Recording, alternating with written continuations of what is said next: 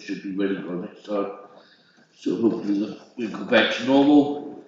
We'll go straight on with the agenda. Apologies for absence. Chair, I've received no apologies for absence. I'm just having a quick look round.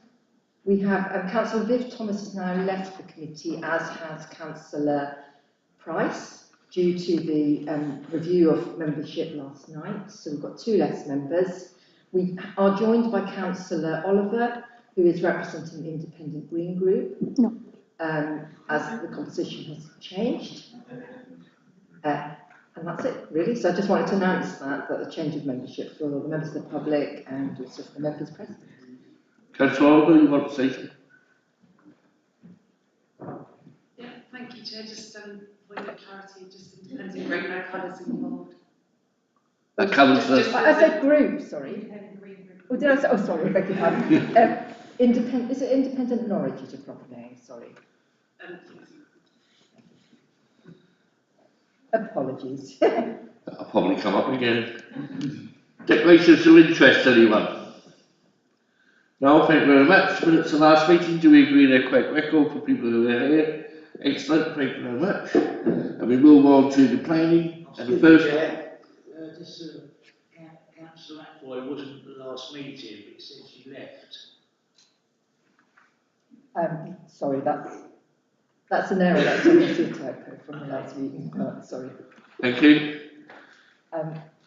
We'll delete that and obviously then the minutes can stand. Thank you very much. Move on to the first application, which is Field Gate, Town Close Road, and we'll ask our planner to take us through the application. Thank you, Chair. This is a planning application at Field Gate on Town Close Road, and it proposes the demolition of an existing bungalow and the erection of a new dwelling with detached double carport single garage. The application site is outlined in red on the slide here. It sits on the southern side of Town Close Road within the Newmarket Conservation Area. It sits at the junction between Town Close Road and the private roads of Orwell Road, which runs down the western boundary of the site here, and then Fairfield Road over in this direction. Looking at the wider area of the site and the context of it, this is the application site again here next to Orwell Road. Oh, sorry.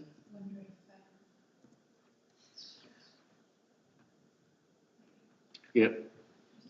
Thank you. So this is the application site here between Town Close Road and Orwell Road. As I said, it's within the Newmarket Road Conservation Area, and the neighbouring dwellings are 12 and 13 Town Close Road here. That's a pair of semi-detached dwellings which are Grade 2 listed. The semi-detached dwellings at 1 and 2 Orwell Road to the south of the site are also Grade 2 listed, as are all of the dwellings along the northern side of the road, with the exception of 1A, which is the dwelling here. On the southern side of the road, there are also locally listed dwellings here and here around the site.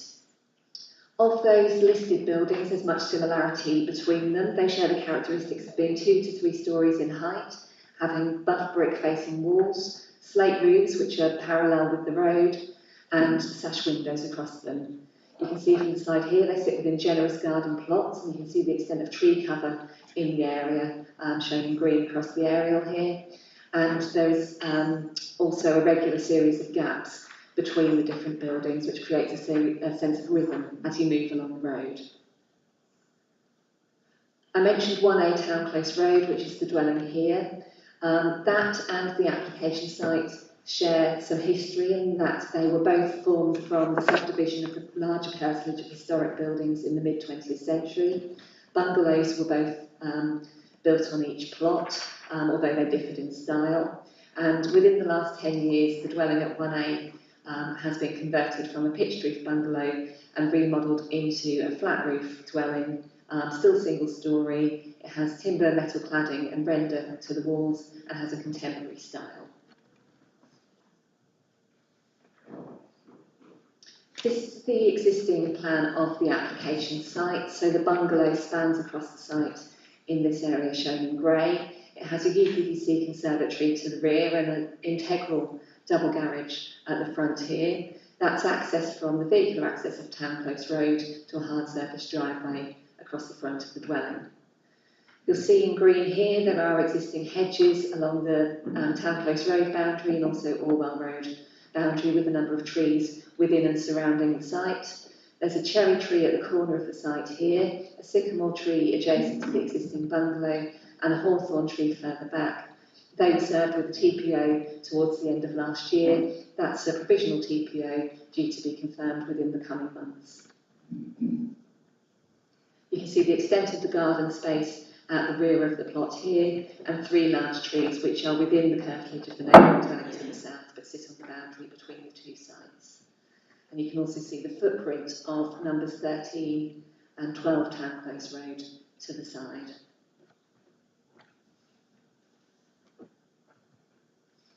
Looking at the proposed site plan, this is the footprint of the proposed replacement dwelling. It would be 60 square metres larger than the footprint of the existing dwelling.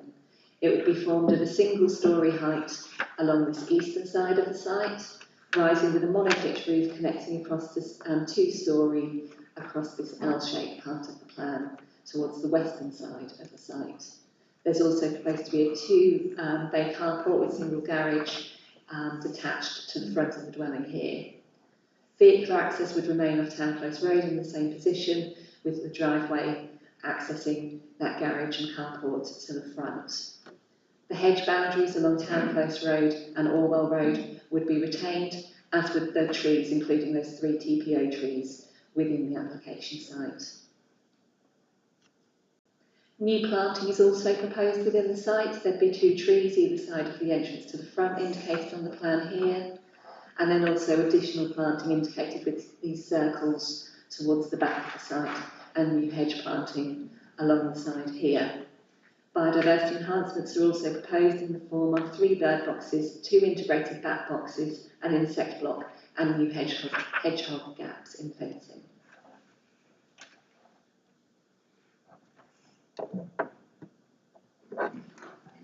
These are the proposed elevations of the dwelling. The drawing at the top here is the front elevation that would face towards Town Close Road. So here you can see the single-storey flat roof block towards the eastern side of the site. That's the side adjacent to numbers 12 and 13 Town Close Road. At the centre you would have a metal-clad monopitch roof rising up to a 2-storey section over to the western side of the site. This would largely be in a buff-facing brick with timber cladding to the single-storey section at the side here, and as I said, metal cladding to this monopitch roof over the centre of the site, which is where the front door would be, providing the entrance to the dwelling. The image immediately below that is the same elevation again, but shows the carport and garage building immediately in front of it.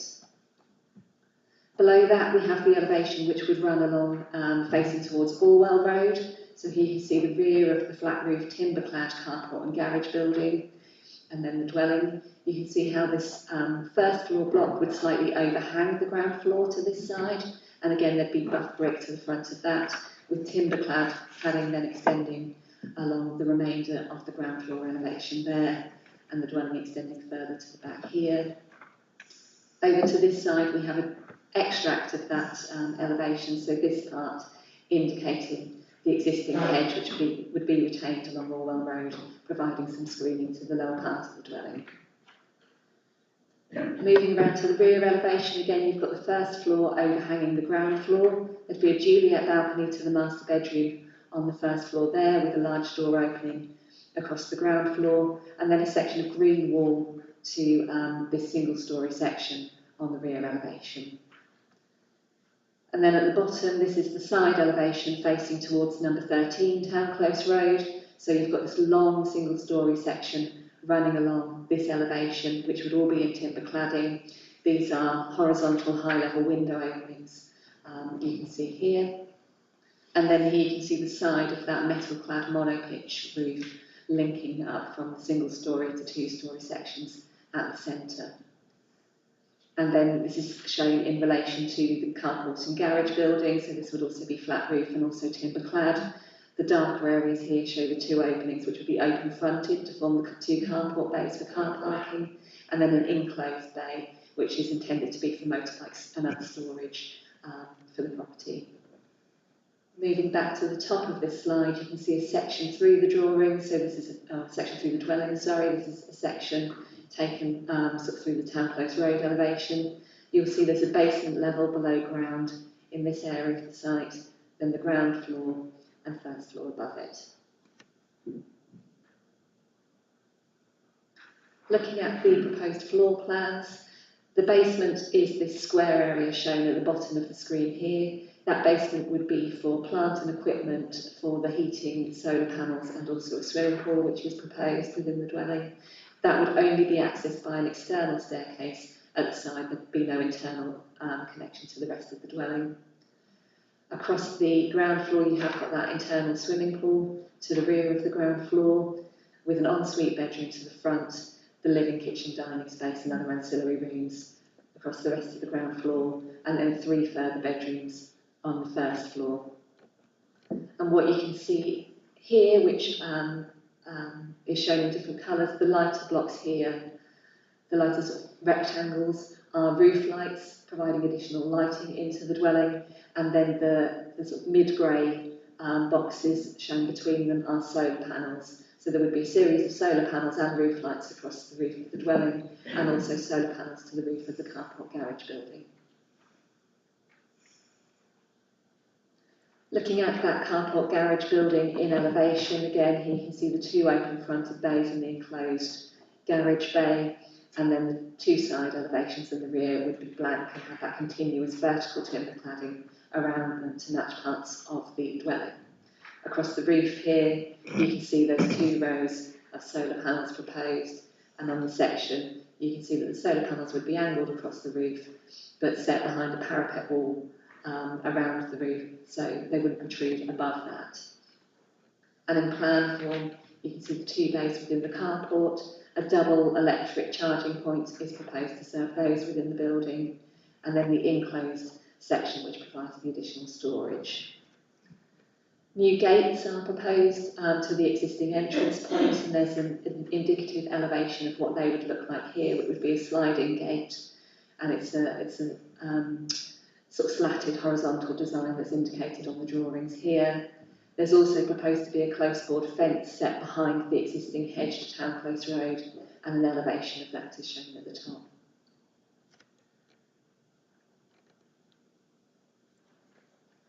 We've now got a series of 3D visualisations which have been submitted with the application.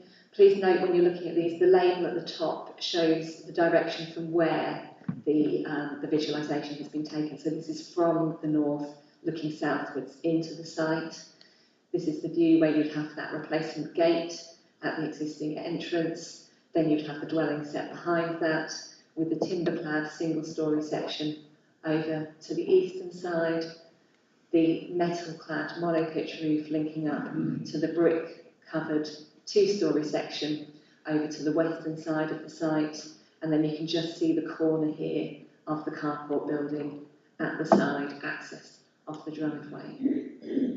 You can see the existing hedge boundary, which is proposed to be retained along Town Close Road. In the background here, you can also see some of the tree cover in the surrounding area, including this distinctive group of 3 trees that you'll see in the following images as well. They're the trees on the boundary to 1 Orwell Road to the south of the site. This view is then from an elevated position, effectively sort of floating above Town Close Road, looking across the site. In the foreground, you've got the roof with the 2 rows of solar panels on over the carport and garage building, and then the dwelling beyond that, with the timber-clad single-storey section running along that eastern boundary, then rising up to the 2-storey section across on the western side of the site and wrapping around to the rear. In the image here, you can see the relationship with this sycamore tree, which is one of the 3 trees within the application site that have been protected by that TPO. And again, in the background, you can see the distinctive group of 3 trees on the boundary to Orwell Road, and trees within the boundary of the neighbouring dwelling at 13 Town Close Road on this side. And you can just make out part of that dwelling through the trees and beyond in the distance there. Moving round to a different angle, this is effectively across the rear of the site. So you've got the the single-storey section running along the eastern boundary. You've got the two-storey section over to the other side of the site and the carport and garage to the front of the dwelling. So this is Town Close Road through here. And in the foreground, you can see the rear of number 13 Town Close Road, the nearest dwelling to the site, and part of the Grade 2 listed pair with number 12 here. You can see that has a flat roof single-storey extension across the rear and also a single-storey extension under a pitched roof to the side. And this is the boundary here between the two sites. Then moving round back to sort of Town Close Road, looking in a southerly direction right across the site. This is the wild cherry tree at the front corner of the site that's protected by TPO, and then the sycamore and the hawthorn. They're the three trees protected by that TPO within the site. The other trees that you can see here are all outside the site. Here you've got the playing fields on the opposite side of Orwell Road. So Orwell Road runs along this alignment. And again, you can see the relationship with numbers 12 and 13 Town Close Road, where you've got the ridge of the pitched roof to these two-storey dwellings here, and the proposal for the new dwelling within the site here. Then one further view we've got, this is Orwell Road running along the western boundary of the site. Again, you've got the wild cherry tree, the sycamore tree, and the hawthorn tree, and the hedge running along that western boundary of the application site. The two-storey part of the dwelling focused towards that side of the site with single-storey running along the eastern boundary, the gates and access into the site here, and then the extent of the neighbouring dwellings at 13 and 12 Town Close Road to the side.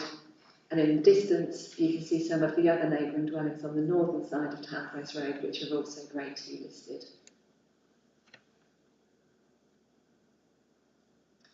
And here I've got a couple of drawings which the applicant has submitted, which show a comparison between the proposal, which is in black and white or grey, and the existing elevations of the dwelling have been overlaid on that in red. So this gives you an idea of where the height and scale differs between the existing and the proposed. So with the existing shown in red here, you can see the eaves and then the different ridge heights of the existing roof, and how the single-storey section of the proposed dwelling would be much lower than the dwelling within this side of the site here, but over to the western side, where you've got the existing roof over the current garage, there'd be a slight increase in height and mass of the building over to this side. Looking at the side elevation to Orwell Road, you can see that there's a slight setback on the front elevation here, and a slight increase in height at the front. And then moving through to the back, again, you've got areas where the existing dwelling extends out further with the pitched roof, but then the proposal would drop down to single-storey and extend out beyond the rear building line, further than the existing. And on the rear elevation, again, you can see the difference where there would be additional height, moving from the pitched roof over the single-storey dwelling to the flat roof over the two-storey proposal, and on the eastern part of the site, where it would drop down to the single-storey height. And you can also see where the side boundaries of the dwelling have been set in further than the existing to each side, so it's further from the side boundaries than the current dwelling is. And on the east elevation, facing towards number 13, Town Close Road, again, you can see where there are kind of losses and gains in terms of mass across comparing the existing and the proposed. Looking at one of these views closer in, this is a street elevation that's been submitted from Town Close Road. So this is as if you were standing on the road looking towards the site. Here you've got the gates into the entrance, an indication of the extent of the existing hedge along the boundary. And then again in red, the roof line of the existing dwelling, and then the proposal shown in black and white behind that. So you can see the difference in height there. And this image is particularly useful because it also shows the silhouette of the neighbouring dwelling at 13 Town Close Road. So here you can see the ridge and the eaves to a dual pitched roof over that two-storey dwelling, dropping down to the single-storey side extension with a pitched roof. And you can see the difference in height, particularly the ridge height and eaves height relative to the height of the existing and the proposed. And then also relative to the two-storey flat roof at this point here. And then there's another similar drawing here, but different, because this shows that in November 2021, planning permission was granted for some upward extensions to provide first floor accommodation to the existing bungalow. Members who were on the committee at that time may well recall considering that application. Although that was approved, the permission has not been implemented yet, but it does remain extant until later in this year, so could be implemented at any time. And to that effect, it is a material consideration in the determination of this application. So this shows where there would have been dormer windows approved within the roof of the existing bungalow to provide the first floor accommodation there. And then there would be a first floor extension over this part of the dwelling, the ridge of which would have been above the height that's now proposed for this two-storey flat roof. There were no proposals to extend the footprint within the approved scheme, whereas there are in the current proposal, but you can see again on the elevation which would face towards Orwell Road, where the two-storey wall and roof height of the section to this side of the site would be higher than what's proposed in the current application. And just to give you a better idea of what that approved permission entails, this was the additional dormer windows to the roof to provide accommodation there. There'd have been a new glazed link section here over to two-storey on the western side of the site. And again, the drawing shows that in relation to number 13 Town Close Road to the side here. And across the rear elevation, that would have large areas of glazing to that extended part here, the link, and across this gable. And that permission also included a new double garage building, the elevations and plan of which you can see there. So now I'll move on to some photos of the current position of the site and its surroundings. Some of these photos were taken in June last year when all the trees were in full leaf, and some were taken in November after the trees had lost their leaves. So this is the view of the existing site taken from Town Close Road in June. You've got the existing entrance into the site, the existing gates which are proposed to be replaced, and then the extent of the hedges along the road, where you can just see the bungalow existing in that gap through, which provides the access into the site. And then moving into the site itself, here you can see the extent of the existing bungalow. It has been vacant for some time, so the windows have been boarded and most of the roof tiles have been removed. You see the double garage, which is attached to the existing dwelling, over to this side of the site, and the hard surface driveway to the front. You can just make out the rear corner of number 13 Town Close Road in the distance here, and the prominent group of 3 trees on the boundary to Orwell Road, not in leaf, in the background. Moving round to the rear of the site, this is standing within the rear garden, looking back towards the rear elevation of the existing dwelling. So here you see that UPVC conservatory and the width of the existing dwelling.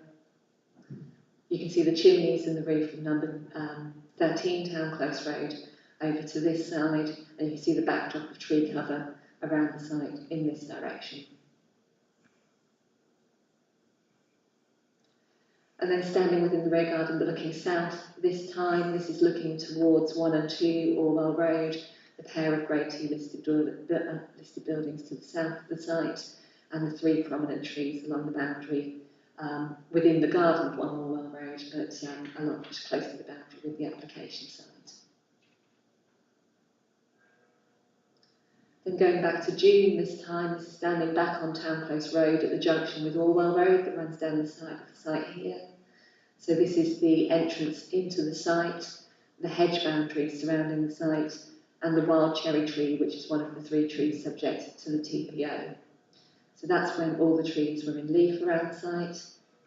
And then this is in November after those leaves had fallen. So again, you've got the wild cherry tree at the corner. The hedges are mixed in species but largely evergreen, so they retain screening around the site throughout the year. And again, that's the entrance into the site, and this is Orwell Road running along the side.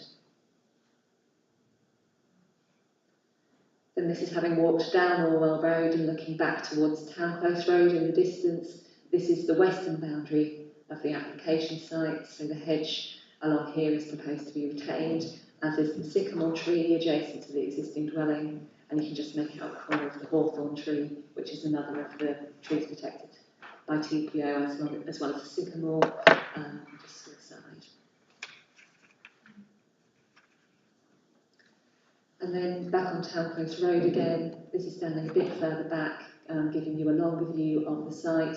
This is the entrance to Orwell and Fairfield Roads, the hedge boundary around the site and the access in, the wild cherry tree, and then a view along the road.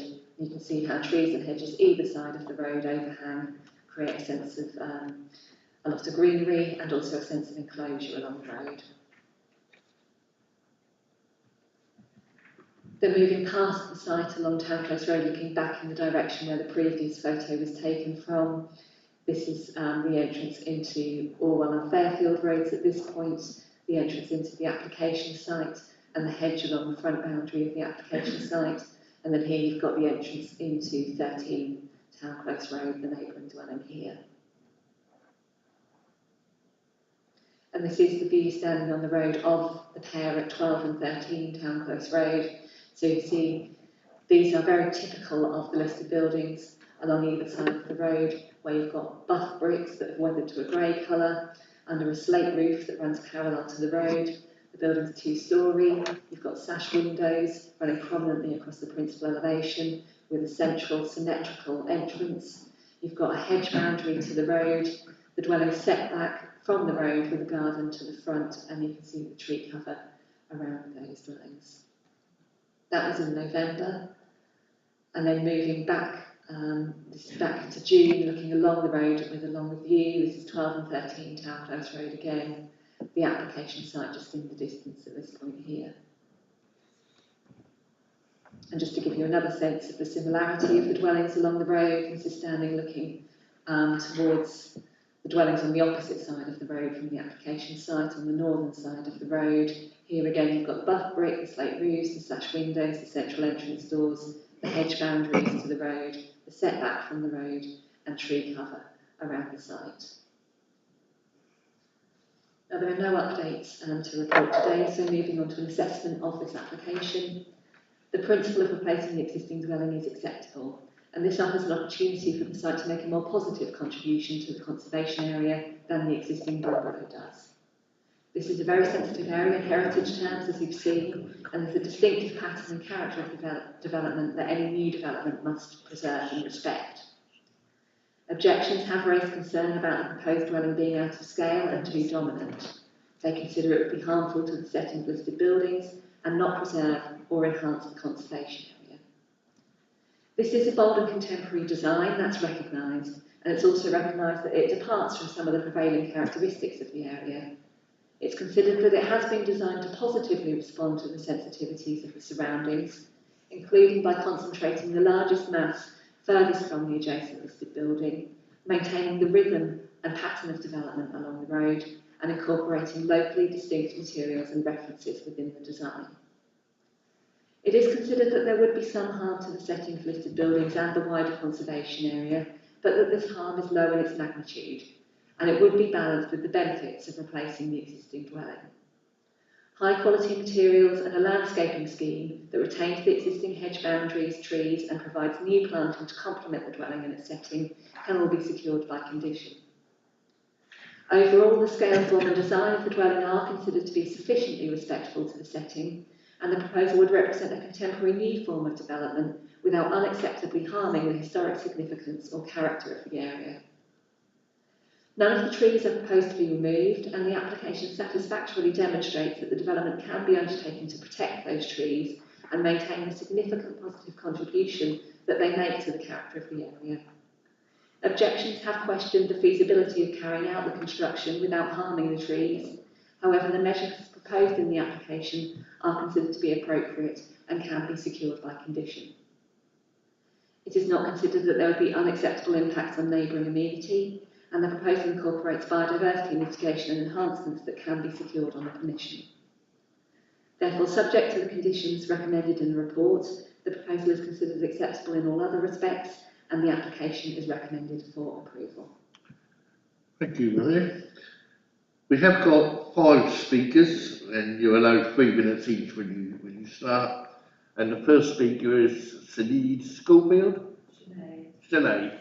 Sorry about that. And Chair, we've also been asked to display some pictures that we've received this morning. Okay.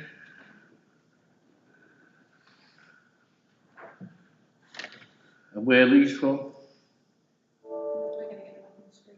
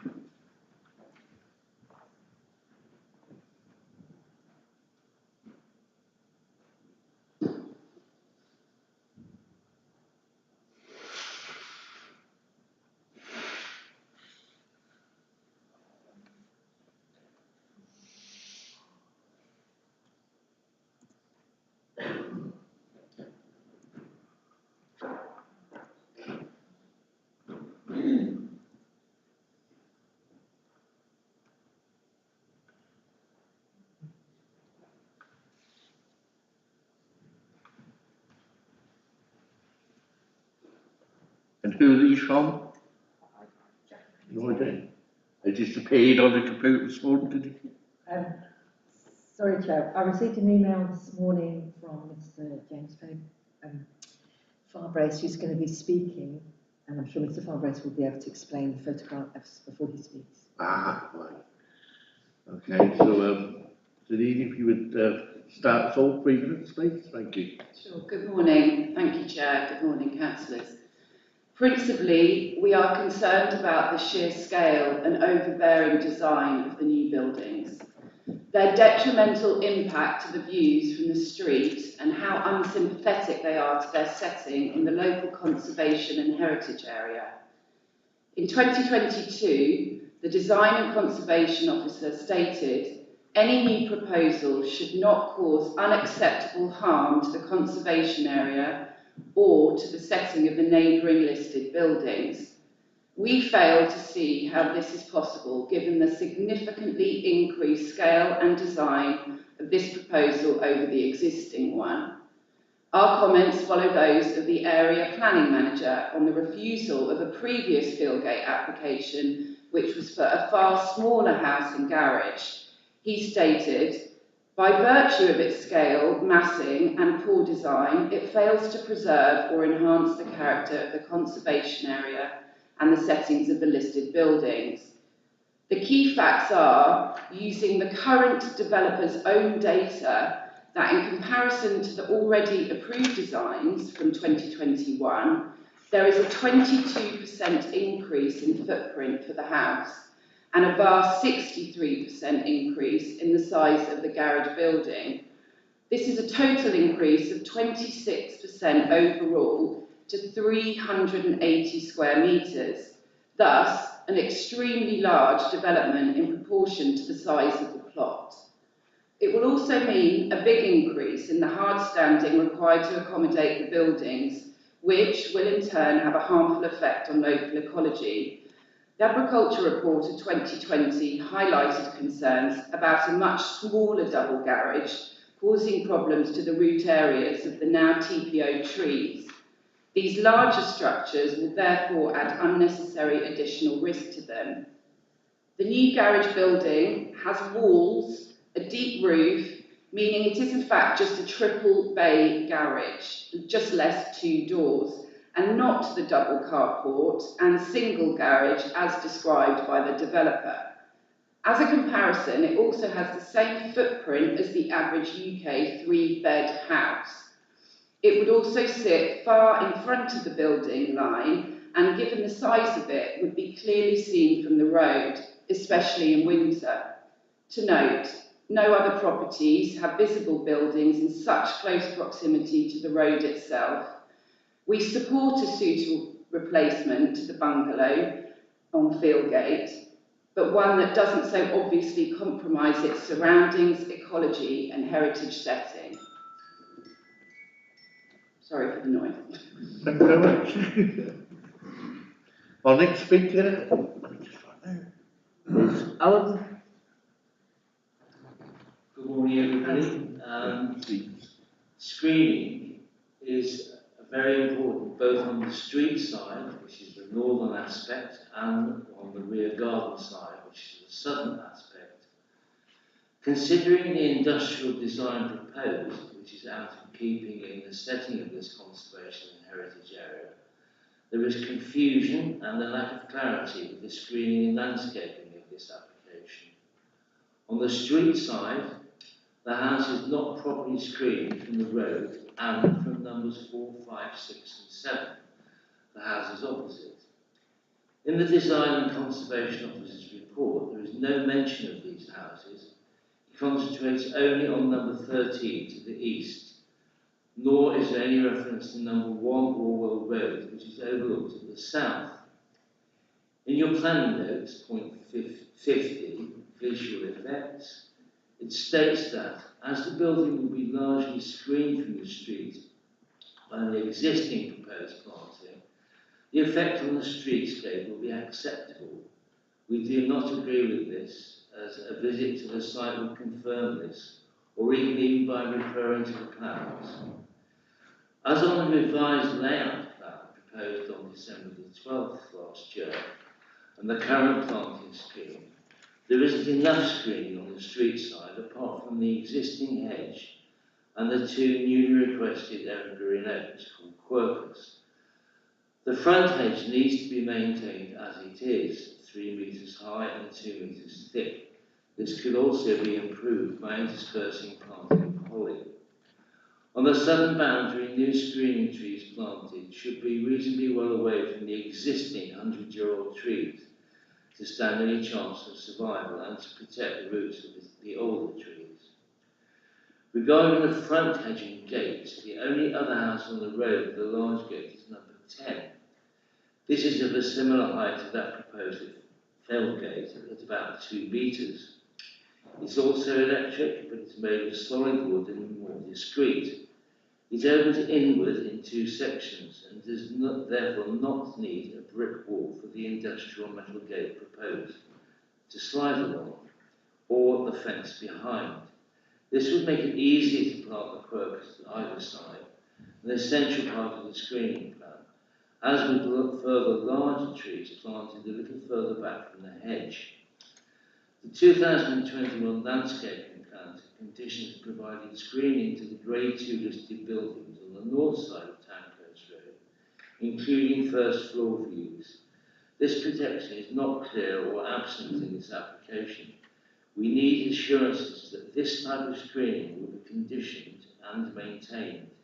The scheme cannot be considered to respect the streets, the scene and the historic environment. Thank you very much. And the first speaker is James Farkas. Thank you. Thank you, Chairman. Thank you, Councillors. I'm going to talk a little bit about boundary trees. As you've heard, the Council have recently served TPOs on the Orwell Road trees. This is much appreciated. Serious concerns about the fate of maturing value trees have dogged this application and still remain, I'm afraid. This has been repeatedly acknowledged by the Council's senior landscape architect. Our focus on this presentation is on the future of the sycamore in particular, which has been shown by the planning officer. And that's there in the photograph, and I just want you to see where it is. I don't know if it's possible to blow up the left-hand one, but you'll see it's on the space between the garage and the building. The original 2023, early 2023 agricultural report states the proposal will require the removal of T2, the sycamore, and others, by the way, to accommodate the construction of the garage. How then is it now, in a complete U-turn, a triple garage can be built here, and the western section of the 2-storey section of the house is allowed to be higher and more enclosing than the existing buildings? There's an important piece of misinformation in the revised late 2023 Arboricultural Report, which may be providing some false security. This says the garage is shown in the root area of T2, but this is on existing hard standing, so the tree roots are likely to be less and will have no significant impact. But there's no hard standing here, it's just open rough ground. A highly experienced tree officer who knows the site well commented that if this goes ahead, this tree is unlikely to survive 5 years. That was also the opinion, of course, the original opinion of the Oakfields officer. So the Oakfields assessor's original assessment was indeed the right one, not the U-turn.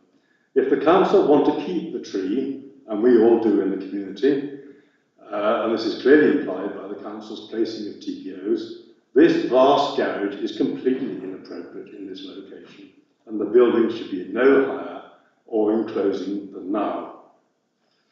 We're also concerned about the future of Hawthorne, that's was mentioned by the planning officer. Fortunately, after the TPO, and only after the TPO, because we made repeated representation to the developer to remove the ivy, it's been cut at the base, but we're advised, because it's so far advanced, that it also be cut away from the tree. As far as the 3 trees at the back go, you can see them on the picture on the right. This is in winter, so you can see, I don't know if you can blow the one up, but you can see how completely exposed the plot is to visibility from outside.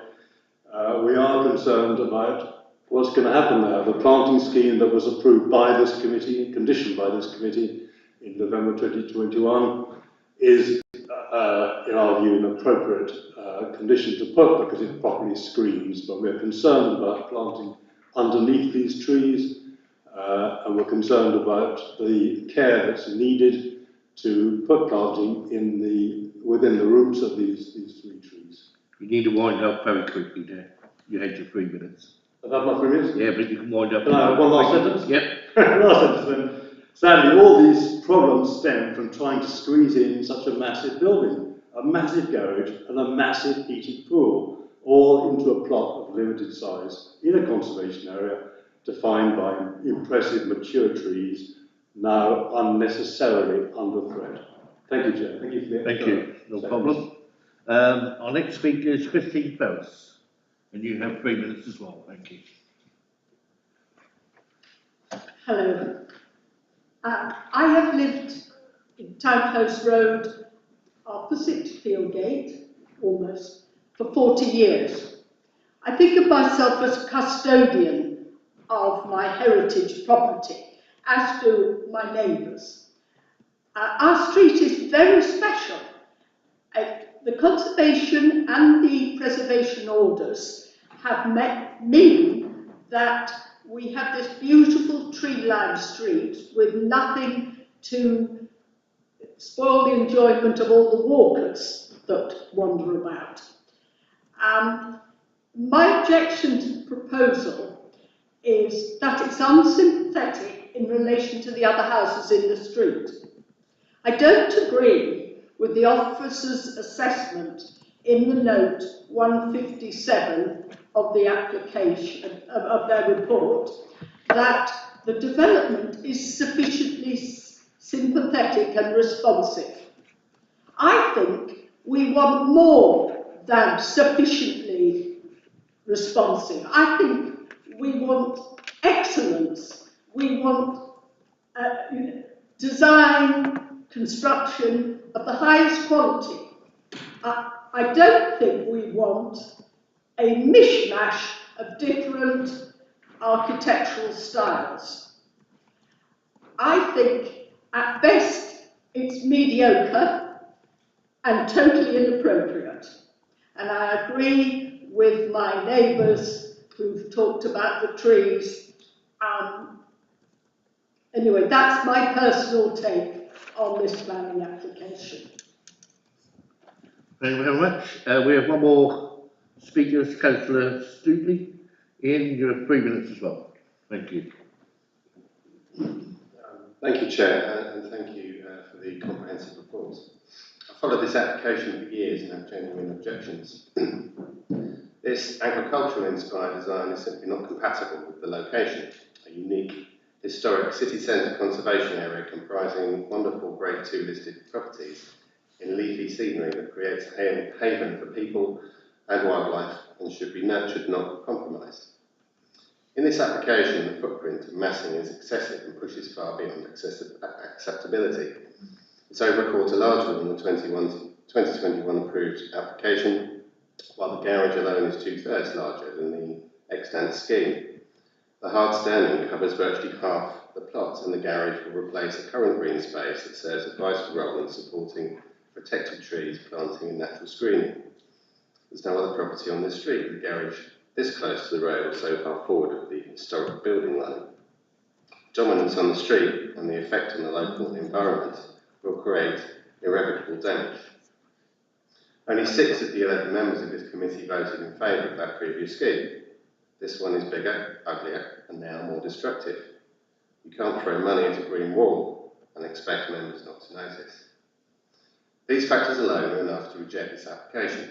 However, the long-term protection of this unique conservation area is a real concern for me. We simply cannot trust this developer with our fragile city environment or as custodians of our rare heritage assets. When I asked residents to send their correspondence, I made a discovery in a long email inexplicably shared by the consultant that should horrify both decision makers and planners. The thread discusses how to deal with the trees. I have removed names, but otherwise it reads as follows. 12th of June 2023. I have just heard back from the arboriculturalist and he has recommended the following. You can just keep the hawthorn, as it can probably be kept. Once construction is complete, just put an application in to remove it if the owner doesn't want it. The sycamore is straightforward, it needs to go to accommodate the layout, simple as that really. I would then just ignore them, the council won't really take any notice in any case. Following up, the applicant responded as follows. Okay, let's continue as we are, removing both and replacing them. And if we get objections, we can use the hawthorn as a bartering tool. Either way, the sycamore has to go, and our building these spaces as do trees argument to have ready. There's more, but I'm running out of time. So I would urge the committee to refuse this application on the basis of scale, massing, poor design, and the evident failure to commit to protect the natural and historic environment. The harm, as pointed out by the officer, cannot be considered to be mitigated in these new circumstances. DM1, DM2, DM3, DM6, DM7, You need to wind up here. JCS1, JCS2, and then MPPS 15 and 16, all relevant. Thank you. Thank you very much. We'll just go back to our panel. Did you want to say anything on what you heard or anything before we come to questions? No, there's nothing specific. You right, Dave? Yeah. Okay, we'll move on. Questions to the planning officer? Sorry, can we just deal with the issue of the garages? There's been previous consents on the site, and if we can pick up on the trees as well.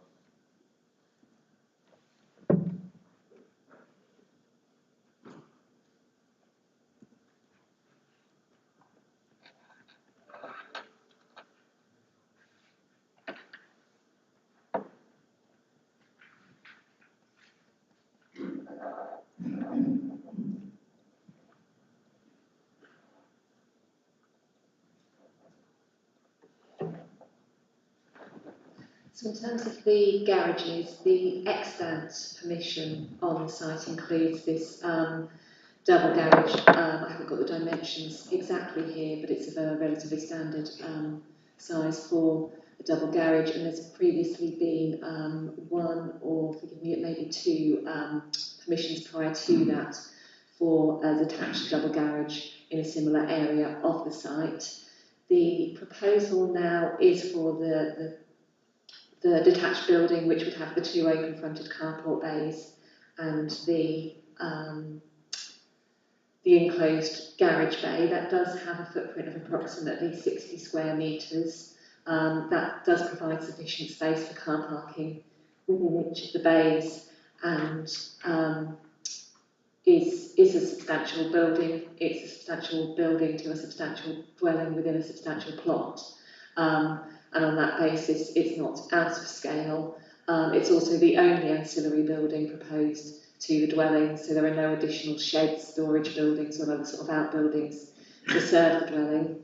And at 60 square metres, it's comparable to the size of a one-bedroom flat, the minimum space standards that would allow for that, but equally it's a relatively standard size for those three spaces. So I hope that gives you some information to consider that in comparison. In terms of the trees have been particularly significant matter in consideration of this application since the start. When the application was first submitted last year, the proposal was to remove both the sycamore tree and the hawthorn.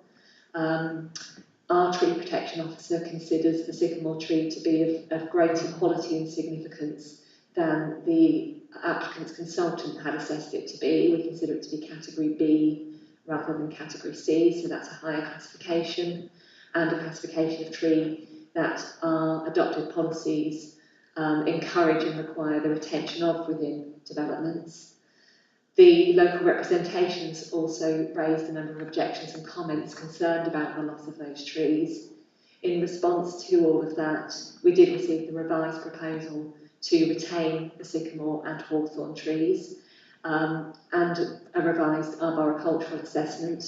Our tree protection officer has visited the site on 2 or 3 occasions, is very familiar with the trees and their setting and the proposal that is in front of you. He has considered the arboricultural assessments and queried some of the matters, and they later came back with some additional clarification and information and came to the conclusion that the proposal is satisfactory, that the protection measures which are proposed are appropriate to maintain the trees during demolition and construction. The TPO was considered appropriate to serve in this case, although the existing trees are within the conservation area, so require a notification to the council for any works. The TPO gives them an additional level of protection, and it means that if there were to be arboricultural grounds in future for them to be removed, the TPO gives the council a mechanism to require them to be replaced, which isn't the case if they only have the conservation area level of protection. So that was one of the rationales for serving that TPO. But overall, through the mechanisms that are proposed within the application to protect those trees, we are satisfied as officers that the trees would not be harmed by the development, either during demolition, construction, or its longer term occupation and operation, and that we can secure those protection measures with the conditions which are recommended in the report. Thank you. Move on to questions from members now. Any questions from the officer? I've got your name, sorry. Councillor Calvert. Thank you, Chair. There seems to be an awful lot of hard standing around the site. It seems to be the size of the building again, I think, by the looks of it, almost. How does that fit with concerns about biodiversity, drainage, etc.? Thank you. So the extent of the hard surfacing which is shown on this plan here has been revised in response to concerns that there was too much originally proposed. It's been cut back around the vehicular access here, and we've got separate diagrams to demonstrate that what is proposed in terms of the vehicular access into the site is just what is required to manoeuvre in and out of those carport bays, so you can move in and out of the site in a forward gear. Oh, again, sorry.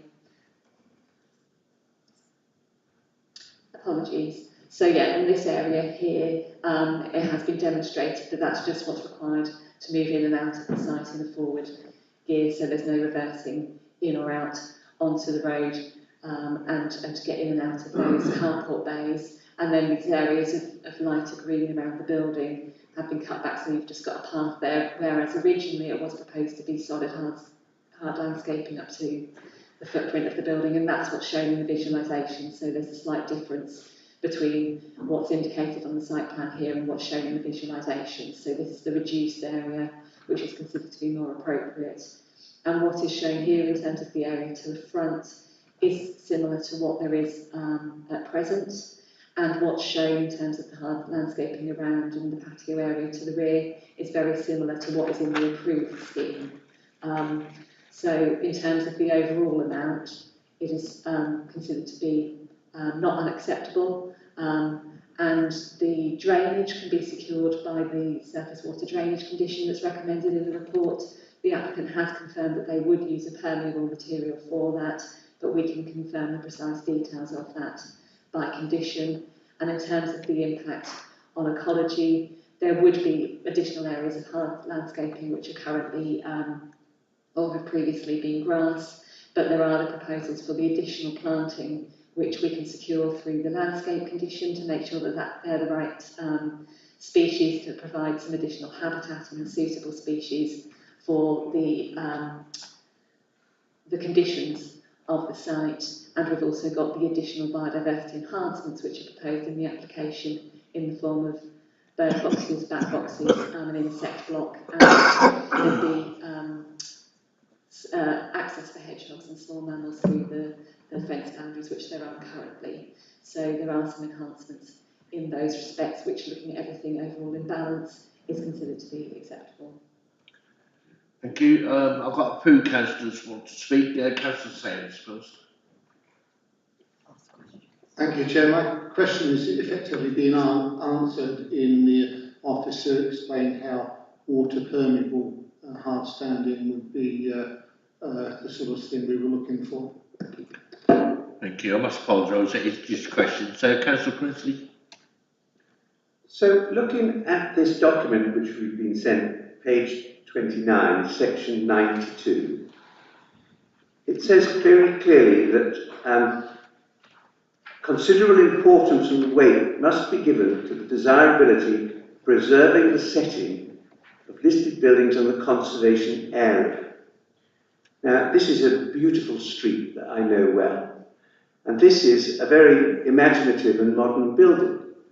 But what I'd like to know is whether this is the right building in the right... Do the planning officers really think that this is the right place for this building? It's been recommended for approval, so I think ourselves that on your agenda, so we won't get put her on the spot here and there. Hannah? Thank you, Chair. I've got a question about the carport slash garage, and I'm just wondering, the garage part that is said to be for motorcycles and cycles, it would fit a car, wouldn't it? So it's literally a triple garage, right, without the front doors. And if I understand correctly, the approved scheme approved only a double garage, so there would be an additional garage space that would be approved. And I just wonder whether there's any material grounds for having to approve that. And then I have a second question about the fence, if that's okay. I don't think we have details about what the fence would look like, and the images suggested that it would be looked through, but I'm not quite sure that has been actually committed to. So in terms of the carport and garage, it is of sufficient dimensions to fit a car in, although it would be tight and much tighter than the carport bays to manoeuvre in and out of. The hard standing which is proposed to access it would also be very tight to get a vehicle of the width of a car in and out of it, whereas a motorbike would be more easily manoeuvred in and out. This building is also proposed to provide the cycle storage for the dwelling. As I said, there'd be no other sort of garden buildings or ancillary buildings, so that would provide the storage for that. When we're looking at the amount of car parking space that there would be on the site, we do have to have regard to the extant permission and the existing situation. On the existing site, you have got its sort of integral double garage here, and then this expansive hard standing to the front, so feasibly you could park a number of cars within the garage and the external space. That's the existing situation. This proposal is for the replacement of that dwelling rather than a new dwelling. So we have to question whether it's reasonable to insist that the parking provision is reduced and to apply a different, or to apply the same standard as we would for a new build dwelling when this is the existing situation and the applicants could well park 2 cars within the garage and others across the hard standing. So in that respect, it hasn't been considered reasonable for us to insist that that is reduced, and the applicants have chosen to maintain it as part of their proposal, but they have reduced the amount of hard standing as that was over and above what was required just for access. On your question of the fence and the boundary treatments, we've got images shown in the application which officers aren't entirely satisfied would be the most appropriate solutions for this site. On the image here, you can see the proposed gate design, which compared to the existing quite lightweight sort of railing design is more solid. It would block views into the site to a greater extent than existing. And I think as one of the speakers said, gates aren't characteristic of all the dwellings along this road. They generally have open driveways from the street, which gives you glimpsed views of the dwellings, which is actually, that forms part of the character of the road as you move along it, because you've got the hedges, you've got the tree cover, where you get these small gaps with the driveways, they form part of that rhythm along the street, where you get glimpses of those principal elevations of the houses and the connection between the houses and the road. So we have discouraged the applicants here from a more solid design and anything more sort of defensive and exclusionary. We would like to see a design which is a bit more open, welcoming, and gives you those glimpses into the site. So we're proposing that we would agree the gate design by condition and not approve the design that's been shown on the drawing here. And those same comments apply to the close board fence, which is proposed as shown on the top of the image there. That would be a fairly standard 1.8 metre high solid timber close board fence set behind the hedge boundary. But what we haven't got enough information on in the application is actually how much you would see through that hedge boundary and whether it would harm the hedge at all or the cherry tree at the corner. So again, through the landscape condition, we would look to agree a suitable fence design if indeed the applicants do consider it necessary to have an additional hard boundary behind the existing hedge to the road, and to make sure that it's something which doesn't detract from the views of the hedge or give you those little glimpse views that you get as you move along the road. Councillor Oliver. Thank you, Chair. Yes, as a point of clarity, really, you mentioned, Maria, right at the beginning about the previous permission being a material consideration, but yeah, I just didn't really understand that, because it's not a case of either or, is it? It's like everything is considered on its own merits, and there are significant differences here. You know, I'm aware that that permission will expire later in 2024, but that shouldn't really colour our thinking in terms of what's before us today, should it? And another significant difference I wanted to highlight that wasn't mentioned very much was the basement. That wasn't in the current planning permission, I think, and I wondered about the specific impact of digging down on root systems, ecology and trees, etc. I have got more questions if that's okay, but I'll put my hand up again. So yeah, you're quite right. Every scheme should be considered on its own merits, and we have to look at them, you know, in relation to the adopted development plan and other material considerations. To that extent, the existing permission does form a material consideration in that there is a permission which could be built out for an extended version of the existing dwelling. It would increase the height, it would be more visible from the road, and there are, you know, those aspects which are similar between the two proposals, albeit they are significantly and materially different proposals. That was to extend the existing dwelling. This is for a whole new replacement dwelling and of a different design. But where there are similarities between them and where we're looking at sort of the principle of some of those features of the proposals, there are some similarities which we can give weight to, and it would be unreasonable for the council to refuse permission for something which would have no greater impact than what has previously been approved and could still be implemented. So that's the way that we need to have regard to that existing permission. And then in terms of the basements, it's below the footprint of the proposed dwelling and also the existing dwelling. So in terms of the impact, the fact that the existing dwelling and its foundations are there will have influenced the root systems and so on of the trees and hedges. So the fact that it's within that footprint limits the additional impact it would have, and that has all been taken into account in the arboricultural assessment. It originally covered a much greater area below the dwelling and has now been reduced down to just this, effectively a plant room for the plant and equipment to service the dwelling. Okay, Councillor Hayes? Sorry, yes, just a question on the trees.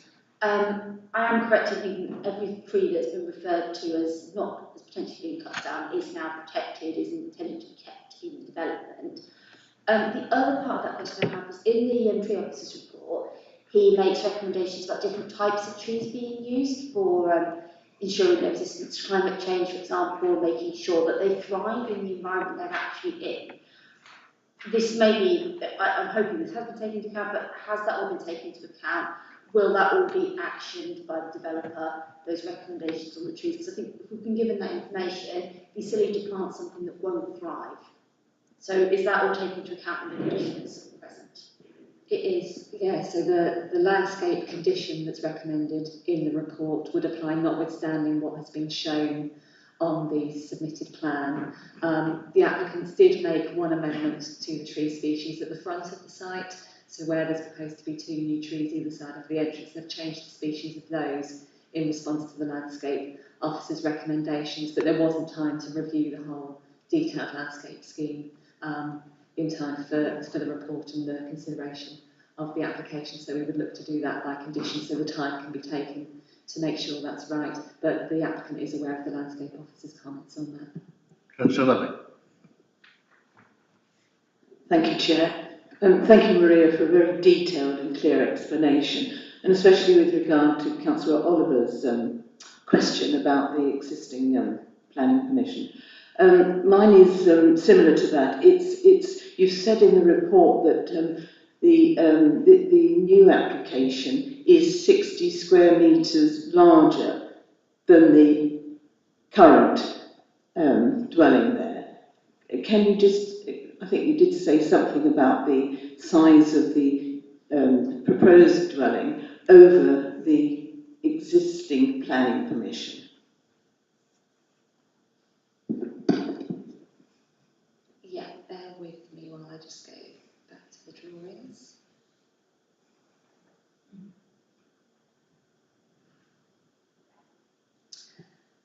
So on the drawings there we've got the elevation, so you can see the differences in height, but in terms of that 60 square metres, that's the increase in the footprint of the dwelling, so the amount of ground that's covered by the building.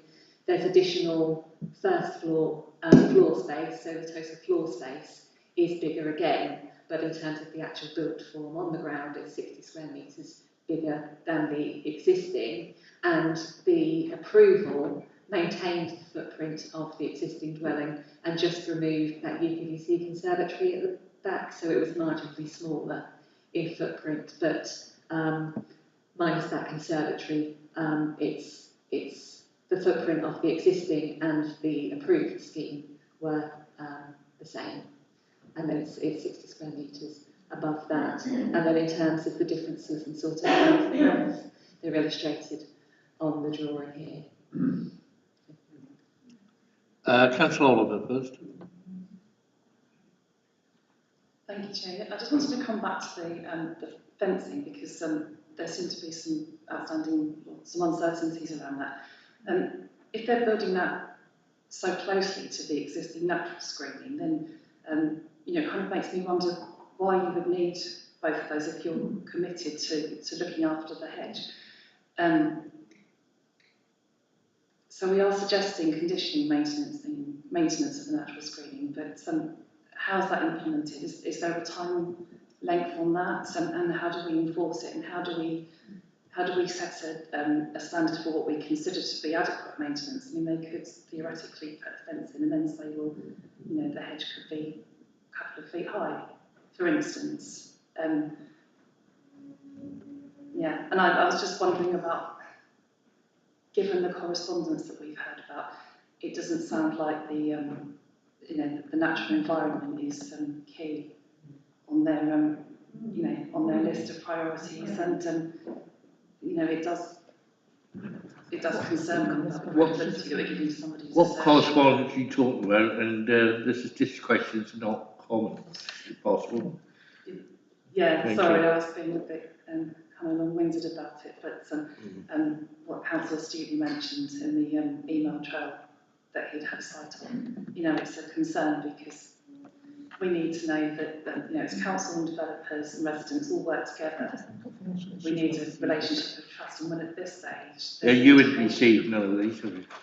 I haven't seen them, no. Okay.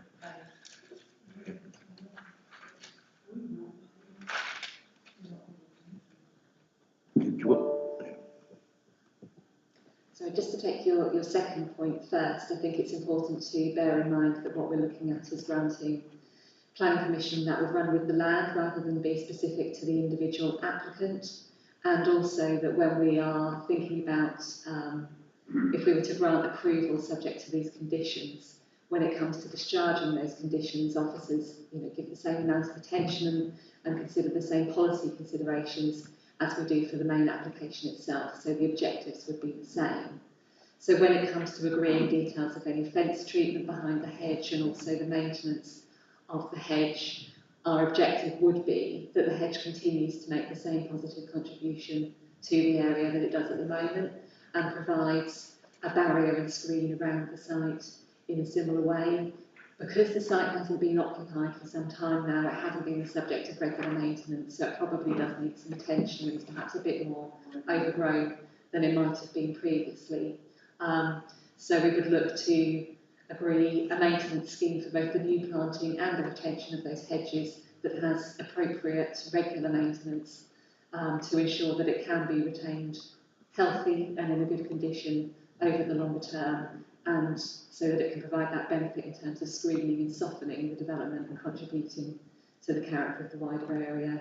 Any built boundary treatment behind that would need to be constructed in a way that protects it and doesn't harm it, and is a secondary and less obvious boundary than the hedge itself.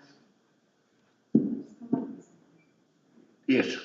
Yeah, how long does the period of monitoring last for? Would we revisit it in a couple of years, say? Or is it just a... Our standard is for 5 years, which would you know, allow the new planting to become established, to bring that hedge back into a better condition and to instigate that regular maintenance. Yeah, I'd just like to ask a question on materials used on the outside. Can you tell me what percentage of brick and wood? And did you say something about sheet metal? Yes, I did. Let me just go back to the drawings.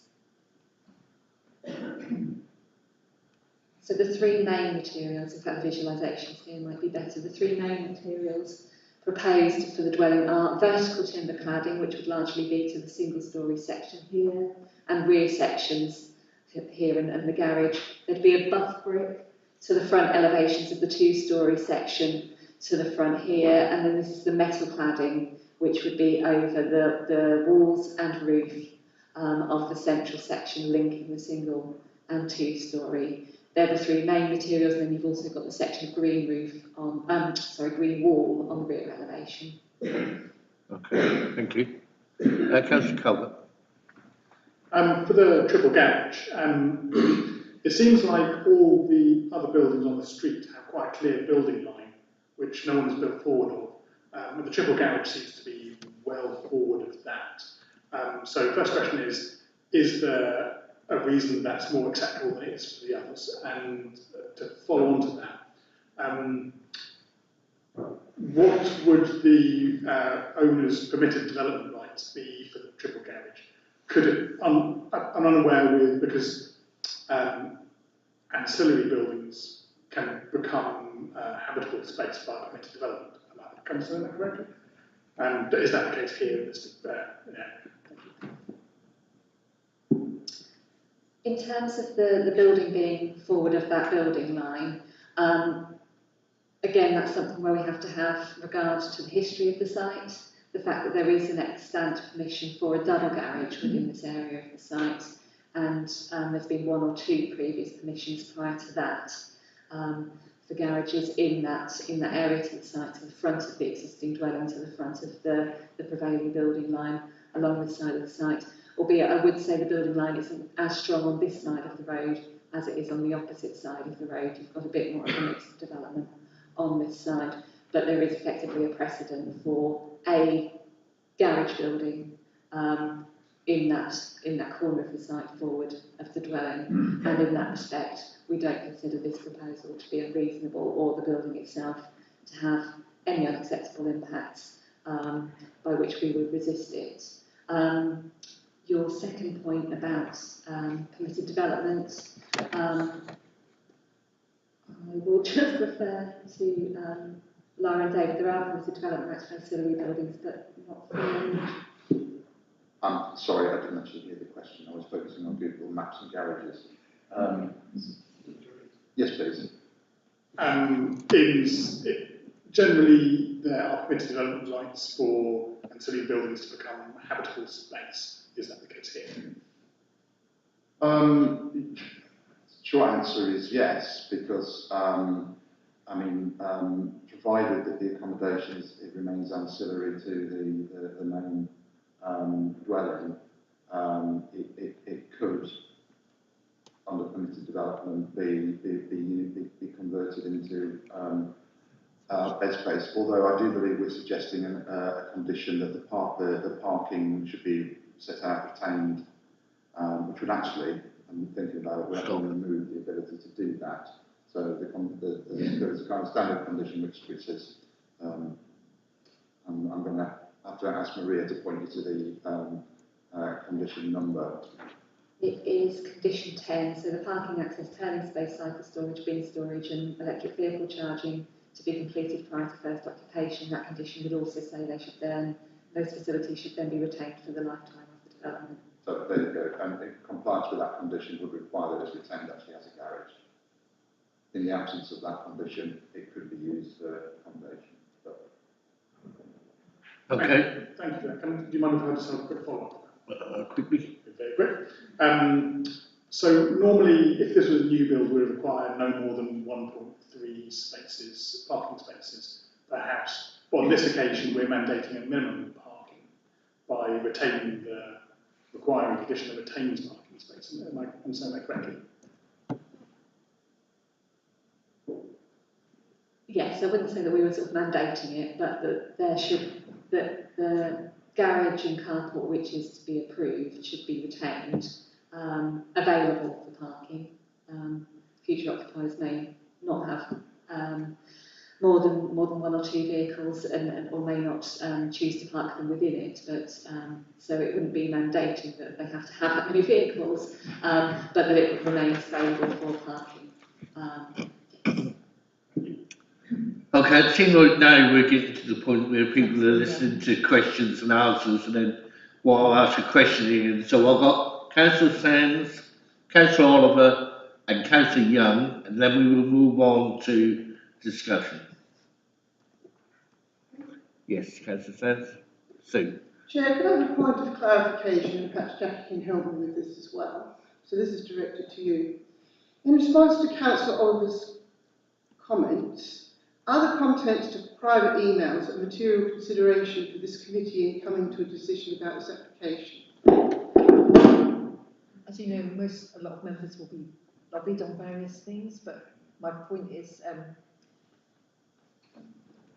if you are, then we ask you to disregard those, because the information in front of you at this committee meeting is what you should be taking into consideration. Are you suggesting that, obviously Councillor... She was referring to Councillor Stootley's for his speech. That's right. Yes. Yes, but we checked that and the clarification was that Councillor... and I'm sure Councillor Oliver can explain for herself, but Councillor Oliver did confirm that she was referring to the comments from Councillor Stewart and has not been involved in those emails. Can I just add to that, Chair, if I may? Yes. And just to kind of reinforce what Maria said. When in making this decision, you kind of got to try and remove personalities from the decision making. You're granting consent for a physical development that runs with a piece of land that can be developed by anybody. So the fact that you might think the developer is dodgy shouldn't actually form part of the consideration of this particular application or any other application. Thanks. Councillor Oliver, question, please. So, yeah, I was going to follow up on that with particular regard to the trees. Yes, considering everything that we have in front of us, but what we do have in front of us is a bit of, what's the word, sort of two different views on the safety of the trees. So even with regard to what was disclosed by Councillor Stewart, even disregarding that, it seems that there's different views on the safety of the trees, and it's not the same as a fence in that you can't repair that. If a tree is accidentally damaged or unfortunately damaged during the process of building, you can't get a 100-year-old tree back by planting 10 saplings, can you? So, more of a comment. Is there a Councillor Young question? Actually, it was related to what Councillor Oliver said, but I hope I am going to phrase it as a question to meet the requirements right now. I don't feel that I have enough reassurance that this proposed development won't damage tree roots, because the various speakers did refer to reports that were done by various, sorry, I can't remember all the experts that were referred to, but reports that did suggest that this development would damage the tree roots. So I just feel I would like a bit more reassurance about that. And are those previous expert reports wrong, or why are we hearing different views around the damage that might be caused? So the application that was originally submitted and proposed removing the 2 trees, proposed to remove them on the basis that it was in order to accommodate the development. I think they were the words used in the report. It didn't definitively say that it would be insurmountable to keep them alongside the development, which is why, following the initial response from the tree protection officer and the responses that we had from neighbours, we recommended that the applicant explore how they could be retained. The proposal was then revised in several ways, including retaining the trees and updating the arboricultural assessment. The assessment that we have now got includes a number of measures to protect those trees throughout the development. The author of that report is satisfied that that's appropriate and acceptable and feasible, and so is our tree protection officer, having reviewed that. So that's the basis on which we're satisfied that we can recommend approval for this, and that those important trees can be retained alongside the development. Okay, thank you. I'm going to move on. The recommendation is... Chair, can I just add a yes. supplementary to that? I think some of the comments that were made by the speakers were in relation to tree reports that were submitted with other applications, and they're in relation to other developments which, while similar, are different. So the situation that you have now is that is, as Maria has basically pointed out, you've got a report submitted by the applicant, which has been reviewed by the council's tree officer and who has come to the conclusion which is set out in your report. Thank you. We move on. Recommendation is to approve. Then we've got a second for that. Thank you, Councillor Sayers. Mike. Move on to discussion. Anyone wish to say anything? Councillor Sayers, Mike. Thank you, Chair. I've never been a great lover of sort of, modern architecture. I tend to be a little bit of a traditionalist, and we had a recent application where a 50s or 60s style concrete structure was being demolished and a house built which resembled more the existing structures. But here we have a 1950s bungalow with all the 1950s sort of problems, lack of insulation, all sorts of problems, in an area where there are 19th century homes. So it doesn't really fit in any case. What we have proposed is a modern structure. As I said, I've never always approved modern buildings, but it is using sort of materials which are going to sort of blend into the streetscape, sort of timber cladding and buff bricks and all sorts of other things. And looking at the various diagrams we have, the massing of this new building seems to be, particularly when you compare it to the roof space of the bungalow, it actually has less of an impact on the streetscape than the existing bungalow.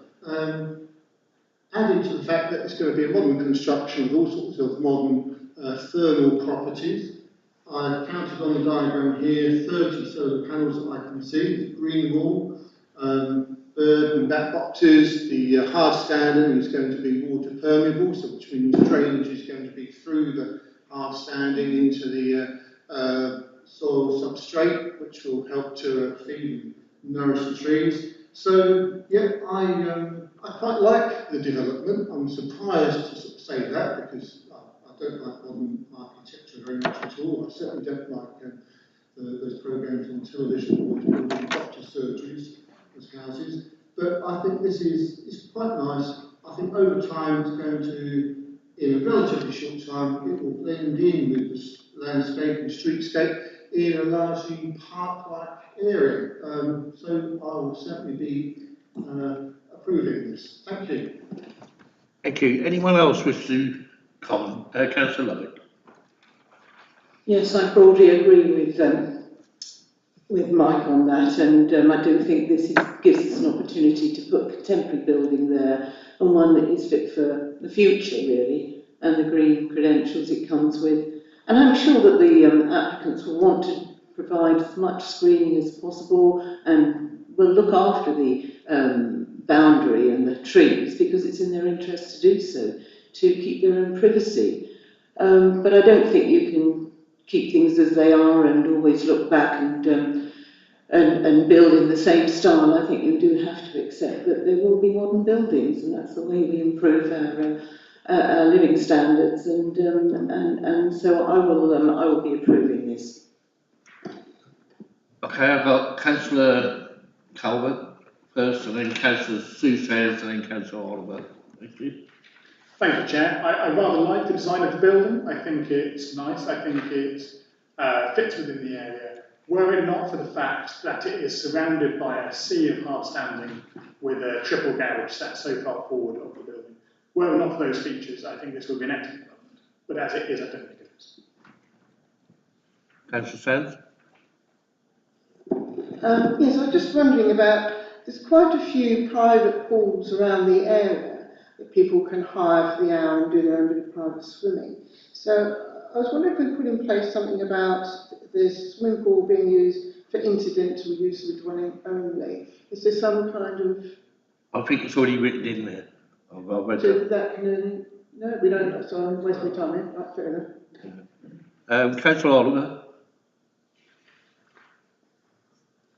Thank you, Chair. Yes, so I do see many of the merits of development that's alluding to what Councillor Prinsley said earlier on. I think in this area, I think it will stick out like a sore thumb.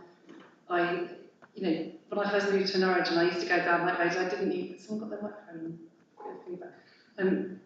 you wouldn't on the first sight even realise that there are any homes down there. It looks like a beautiful country road, and this massing so close to the road, as well as other concerns that have been raised, mean that I can't support it to stay. Councillor Prinsley? I'd just like to say the same thing again, really. I think this is a really lovely house, but I think it's in completely the wrong place. I think this will wreck this street. If we put up a house that looks like this on Town Close Road, which is one of the most beautiful streets in the city, I think we'll live to regret it. I didn't pick up on Town Close Road, was it? It's not on Town Close Road, is it? That is on Town Close Road, isn't it? Okay, no others, Councillor Alec? Another bite of the cherry. I think we did see the 50s bungalow that was there before. Well, that pretty well stuck out like a sore thumb. And the existing planning permission granted in 2021 was for a pretty modern building then, so that already exists. And we had had that discussion about how that sort of limits our ability. If we don't approve this one today, the previous planning permission could be planned out, could be built out, and that stands as a precedent, really, because that was what was approved in 21. It was a modern contemporary building, and it wasn't much smaller than this. Thank you. No other one wishes to speak. We'll move on to the vote. All those in favour of the recommendation to approve, please show. Chair, it will be a recorded vote, so please hold your hands up while I call out your names. Thank you. So it's Councillor Driver, voting in favour. Councillor Mike Sands, Councillor Sue Sands, Councillor Thomas, please be quiet while I'm doing this. Thank you. Councillor Thomas, Councillor Haynes, Councillor Peake, Councillor Lubbock. Thank you. All those against, please show. Those voting against are Councillors Hickner, Councillor Oliver. Please be quiet while I'm doing this. Could I ask people to be quiet, please? Thank you. Sorry, I'll do that again. Councillor Hickner, Councillor Oliver, Councillor Calvert, Councillor Young, and Councillor Princely. Thank you very much. That's been approved 6 to 5, or 7 to 5, sorry. And we're just taking a quick 5 or 6 minute break while people leave the chamber before we take on the last subject. Thank you.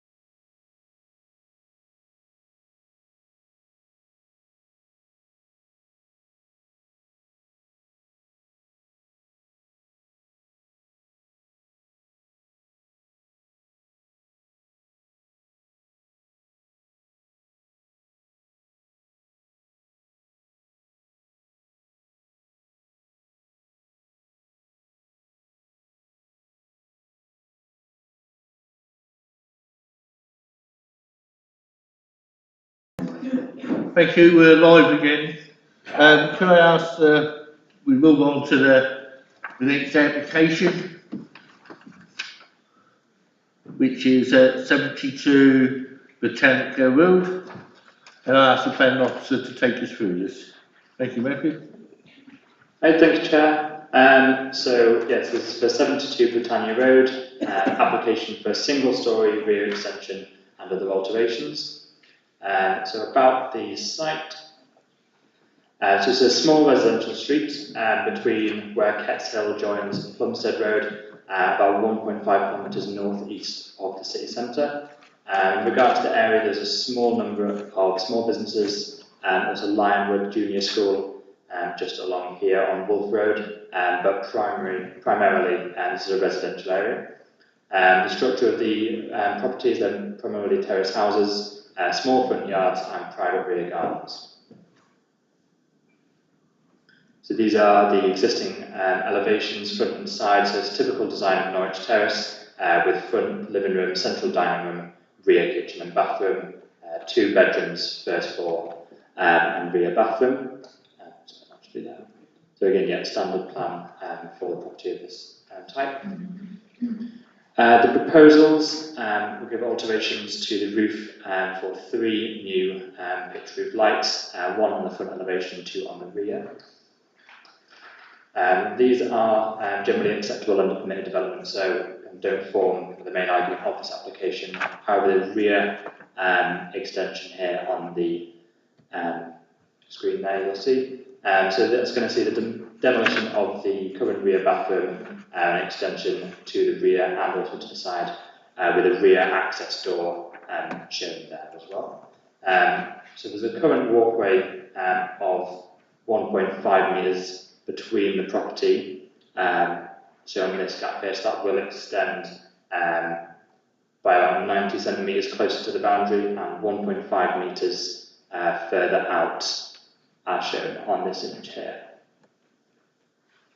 There are some internal alterations as well, again the main element of the application being the extension. In regard to the property itself, so it is seen here as the one with the light blue door. Building materials, a combination of red brick with pebble dash render and a clay tile roof. The proposed extension area is currently on a paved area in the rear garden. This pitch roof, as seen, will be replaced with a flat rubber EPDM roof, the height being at the maximum point elevation that it currently is. This will extend outwards to meet the sidewall of number 70 next door, and then again extending about 90 centimetres outwards towards the boundary fence as well. Just a wider view of the same part of the house.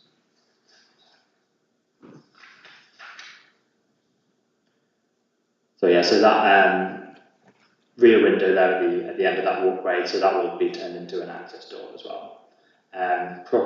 Materials used on the property will be red brick for making good and black brick for the main part of the extension.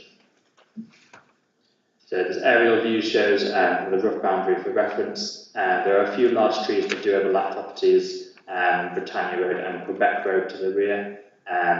This image also gives an idea of the scale of the proposed development area.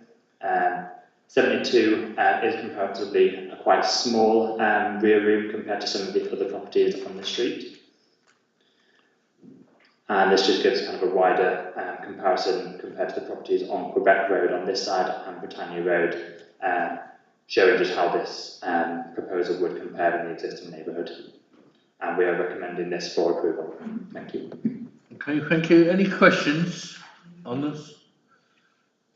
Councillor Moy, Sands. Just one question. One of the photographs you showed the house next door, which has an extension. I don't know if it's an optical illusion, but it looked like the roof sloped down towards the house rather than sloped away, and I was just wondering if that might cause some, if it does slope in towards the existing building, where the new extension will join on, whether it might cause some sort of damp problems, although I dare say that will be addressed by building regs in any case. Can I check, is it this one that you're referring to? Yeah, I mean, I'm certain it's probably an optical illusion more than anything. No, it's a flat roof on number 70, which is next door, so that is a flat roof. Ah, right, it's just, the way that picture is, it looks like it slopes down towards the house, doesn't it? Yeah, it might just be the angle that the photo was taken, but it is a flat roof. No worries, that's okay. I was just worried that someone would have their new extension ruined if, Yeah, can I just ask one question? I'm a bit stupid one, but on the pictures we got in our report, why is the chimney different from one side to the other? On the right hand side.